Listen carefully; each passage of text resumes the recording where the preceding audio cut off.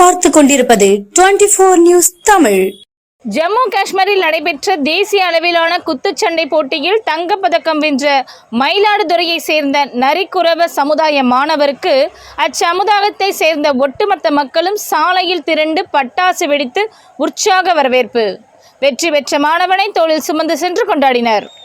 ஜம்மு காஷ்மீரில் 4வது youth and sports promotion national championship போட்டி கடந்த 11ஆம் தேதி தொடங்கி 3 நாட்கள் நடைபெற்றது. இதில் தமிழ்நாடு, ஆந்திரா, கர்நாடகா, ஹரியானா, இமாச்சல பிரதேஷ், பஞ்சாப் உள்ளிட்ட பல்வேறு மாநிலங்களைச் சேர்ந்த விளையாட்டு வீரர்கள், வீராங்கனைகள் பங்கேற்று விளையாடினர்.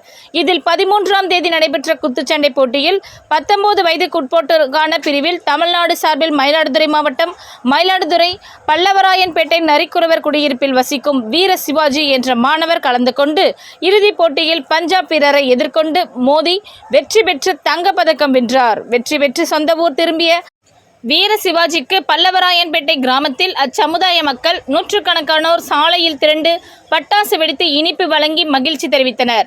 மேலும் வெற்றி பெற்ற மாணவனை சாலையிலிருந்து வீடு வரை தங்கள் தோளில் சுமந்து சென்று மாணவரின் வெற்றியை கொண்டாடினர். இது குறித்து மாணவன் தங்கி பயிலும் சுபாஷ் சந்திரபோஸ் உண்டு உறைவிட பள்ளி நிர்வாகி விஜயசுந்தரம் கூறுகையில், இந்த பள்ளியில் ஏராளமான மாணவர்கள் குத்துச்சண்டை உள்ளிட்ட பல்வேறு விளையாட்டுகளில் சிறந்து விளங்குகின்றனர்.